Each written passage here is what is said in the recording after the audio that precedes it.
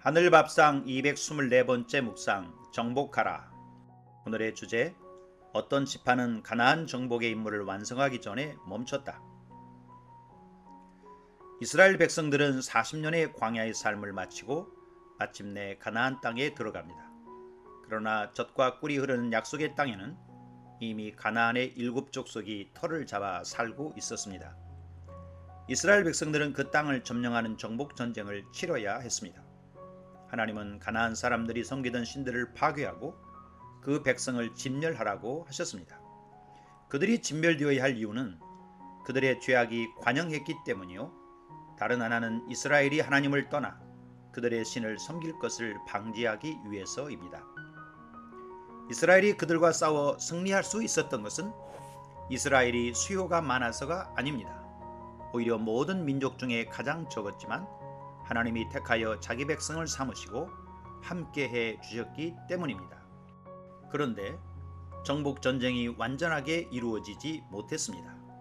지파별 전투에서 믿음의 사람 갈렙이 이끄는 유다 지파가 가장 성공적이었지만 골짜기에 거하는 가나안 사람들은 쫓아내지 못했습니다. 그들이 철병거를 가지고 있었기 때문이죠. 여타의 지파들도 가나안을 완전하게 정복하지 못하고 일부 마을들과 성을 빼앗지 못했습니다. 그것은 이스라엘 백성들에게 매우 좋지 못한 일이었습니다. 그들이 이스라엘이 우상을 숭배하게 하는 역할을 했습니다. 이스라엘은 어떤 희생을 치르더라도 그들을 진멸해야 했습니다. 그리스도인은 영적 전쟁의 삶을 사는 사람들입니다. 우리는 삶의 각종 영역에서 날마다 영적 정복 전쟁을 치르고 있습니다. 마음과 생각의 영역에서 시작하여 시간과 물질을 사용하며 이르기까지 삶의 모든 분야에서 영적 전쟁은 치열하게 이루어지고 있습니다. 그런데 누구나 아직 정복하지 못한 부분이 있을 수 있습니다. 그리스도인의 성화는 예수를 믿어 구원을 받는 순간 단번에 완성되는 것이 아니라 평생을 통해 이루어지는 것이기 때문입니다. 아직 정복하지 못한 부분이 무엇인지는 각자가 다 다릅니다. 산지와 골짜기, 해변과 성읍 중의 일부를 정복하지 못한 이스라엘 지파들처럼 우리가 아직 정복하지 못한 것들이 있습니다. 그것들을 남겨두고 적당히 타협하며 살아서는 안 됩니다.